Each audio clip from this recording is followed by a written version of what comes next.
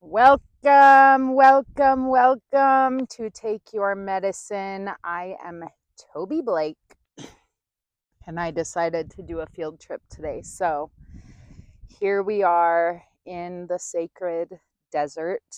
It is easier for me to connect with Jesus, Kate, and all of the beings and collectives outside in nature. So I thought it would be fun to come out here. I was just craving some grounding, craving some sunshine. It's only going to be a high of 89 today in Phoenix, which feels super good. So I was holding these headphones on. I don't have anything on them, but I was just thinking it might be easier for me to stay focused with the headphones on. But I'm feeling this wind and I think I'm just going to take them off. So yeah, here we are. Here we are. Just inviting all of our friends on the other side to be with us during this time as we slow down and choose to be here now. Jesus Kate is showing me again and again what she keeps calling the Jesus Kate experience. Basically, we have the idea of doing a live channeling Reiki transmission on YouTube. I think that's the only place I'm allowed to go live. So YouTube.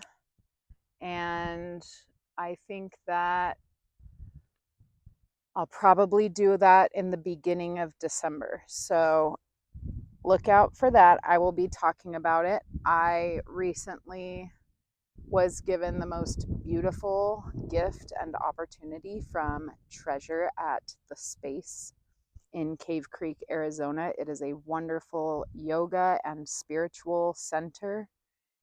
There is so much there to partake in: Reiki, cacao ceremonies, plant medicine journeys, acupuncture, yoga, meditation, qigong, you name it, the space offers it. It is so awesome. It's such a great place to be.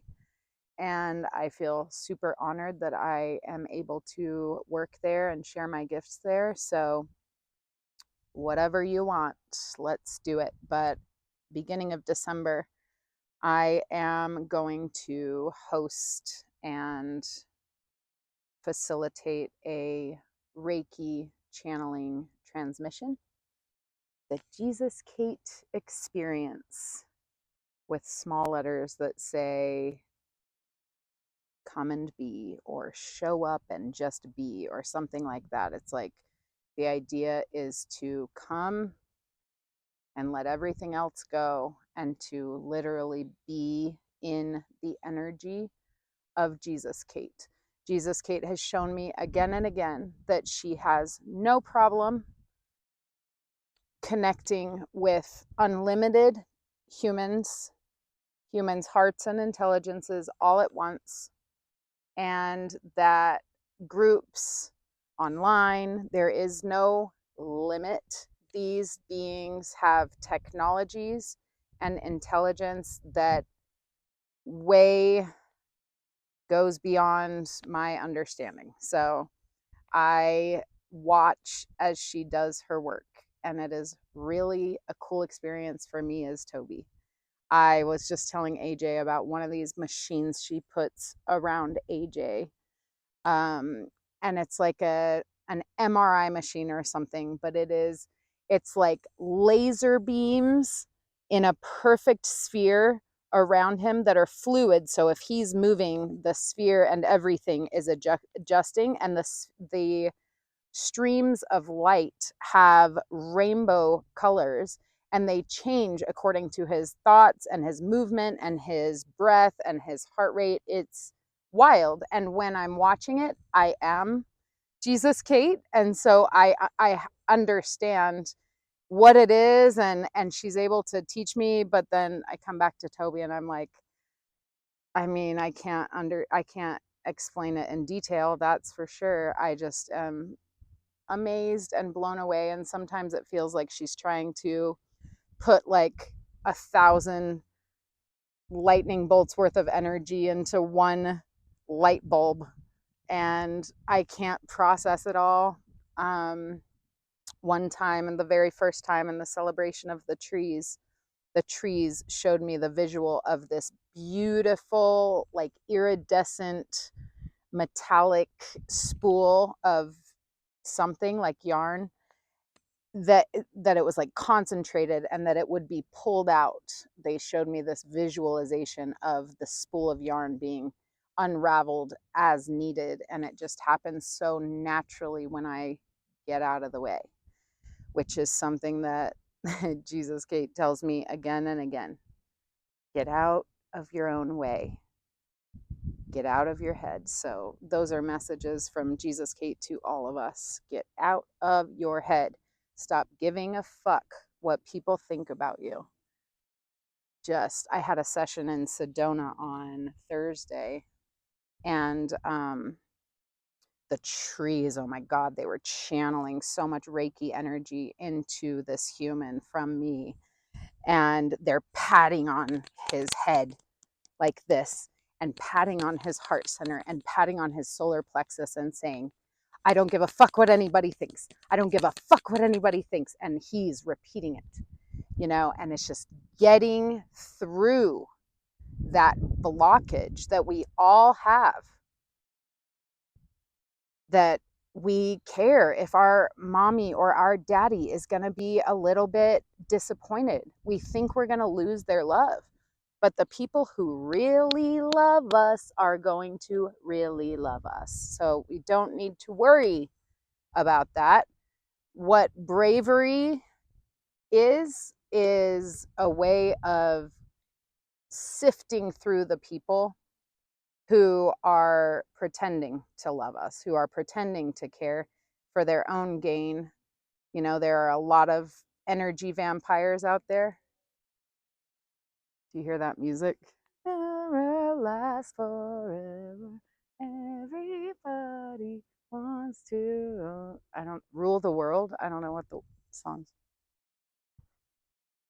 you says. The song lyrics say. I get all mixed up when I start channeling. I'm the worst at singing a song and helping someone to recognize it because my tune is completely off. But the best way to figure out who really loves you is to bravely and courageously and authentically show up unapologetically, and that is a lot of adjectives, as yourself. Show up as yourself and see who adores you, even if they don't agree with you. Because there's nothing to hate about someone just being true to themselves. No matter what that looks like, when we show up, we do the work, we figure out what is causing us to behave in ways that make us miserable, and we clear those patterns out, and we start showing up as ourselves. Our lives are magnetically aligned to people who appreciate us and support us and lift us up and give us opportunities. And I'm living it. I'm seeing it. I am having opportunity after opportunity show up. And I am getting to show people the energy of the trees. I'm getting to channel. We walked into the forest in Sedona on Thursday, and the person I was with picked up a rock and he handed it to me. Oh my Lord Jesus, it took that much. I started getting pulled into the energy of the rock. It started, holy cow, even just thinking about that rock, I start feeling the energy of the rock. It's so cool, and it can't be denied by anyone who witnesses it. I cannot make this shit up. It's wild. It's unexpected. I wasn't looking for it. It just happened. And I was averse to anything of this nature. I had never even been on a real hike in Arizona. when the trees did what they did that first time. I didn't realize how connected I was to the trees. I went home from that celebration Googling, do trees talk to people? And yes, they freaking do. In a way more fluid and intelligent way than humans can talk to each other. But I forgot what I was saying about that. But I had I did have a relationship to the trees. I just didn't realize it. They showed me in the visions and the celebration. They showed me all of the ways that I had trees as part of my life. There was this one tree I was best friends with as a child. I just didn't know how to put that into words, and I never would have dared share it with anybody. Would have gotten made fun of probably, or at least would have thought I was going to get made fun of. But I sat by that tree, hugged that tree, held that tree, talked to that tree, put my forehead up against that tree.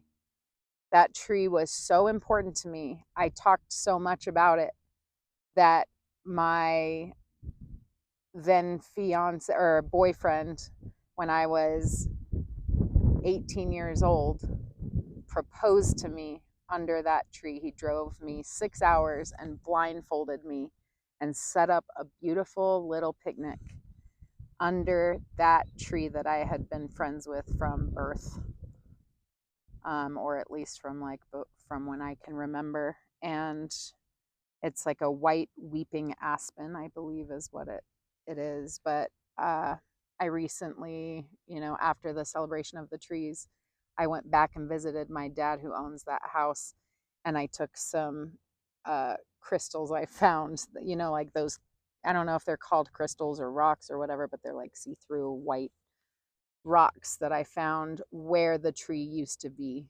There's a circle where her roots were, and there were some rocks, and I have those on my altar. They showed me that in those initial visions. They also showed me that I had my very favorite book of all time was The Giving Tree.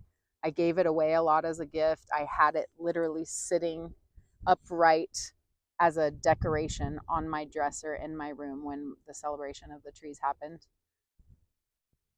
I was going to be that stump, and they showed me that. They said there's a better way than giving of yourself to the point of becoming a stump. They said there's the giving tree, and then there's the living tree, and the living tree can continue to bear fruit forever and ever and ever. And so the living tree has much more of a powerful impact and much more of a joyful experience. And so what a gift. And I even started writing. I think I did end up writing the book, but I never published it, called The Living Tree. So if you ever do that, at least give me a shout out, because it's a beautiful story about how a woman has a relationship with a fruit tree, and she gives and gives and gives of that tree, but she also cares for the tree, makes sure the tree is well fed and well pruned, does not take too much from the tree, honors the principle of reciprocity. And so, yeah, they showed me that book that first day. They also showed me 2 different tree sculptures that 2 of my kids, Jonah and Chandler, had given to me from art classes. They're so beautiful. One has like cotton balls and it looks like it has snow on it, and the other one is like a green and red apple tree kind of tree.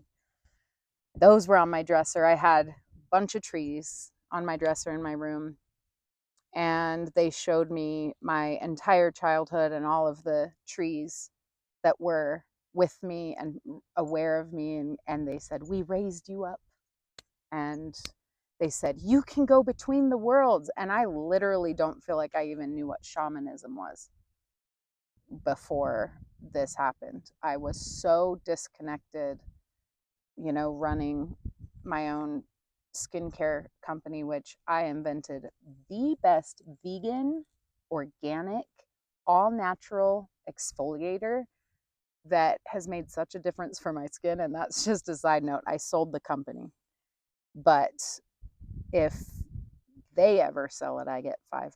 So I sold it to my sister.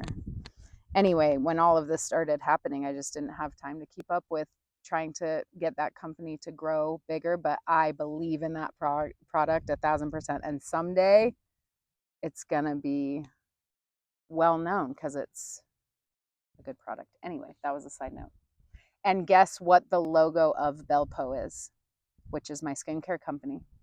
A tree. So, yep, trees were everywhere. Didn't realize it. Didn't realize that I feel more at home with these guys than I ever have in my life. When I was a little girl, I was very good friends with the plants and animals. I remember having a much better relationship with the insects and the animals than the trees, but I do remember my mom teaching me to not hurt the plants or the animals or insects, and very grateful to her for that. And Thomas was my next great teacher of that gentleness toward nature, reverence for all living things, oneness of all things. But I would sit there and play with these giant roaches, let them crawl all over me. In Charleston, South Carolina, I would crunch up crackers and attract the roaches and just play with them. I love them. Now recently I've been acquainted with the insect collectives, the scorpion collective, the rattlesnake collective, the snake collective, the bird collective, so many wonderful groups, the flowers. And I'm just learning to quit apologizing and, quit doubting myself. I had an amazing channeling session with my mentor and sister friend, Treasure, at the space in Cave Creek. And she helped me birth so much of the grief I was feeling. You can see a difference between me this time and on the last episode. I feel so much lighter. She lets me be loud and wild and tribal. She lets me clear what needs to be cleared. She holds me in my grief. She grounds me. She had this instinct when Jesus Kate was coming through so strongly. It was so powerful. She put her bare feet on my bare feet and her hands on my hands. And it immediately got this crazy amount of energy out of me all at once. I was like, "Whoa, whoa," and I could feel myself pulling Treasure's energy as I was pulling my own. Oh my Lord, it was so powerful. And when I walked out of that space, I felt new. I felt ready to keep going. I felt like, okay, I got this. This 1 year, anniversary is coming up. And there is so much grief and heartache, but man, there's so much joy. I look back on the last year, I see miracle after miracle after miracle. I see healing after healing after healing. I see so much new wisdom coming into our family and our lives, and new joy, new experiences, new opportunities. I just honor and thank those on the other side. Thank you, thank you, thank you, thank you for every part of the guidance and wisdom and comfort and strength and grounding. Thank you. I feel like I am on the precipice of really exciting things happening because I am finally ready to step into my gifts unapologetically.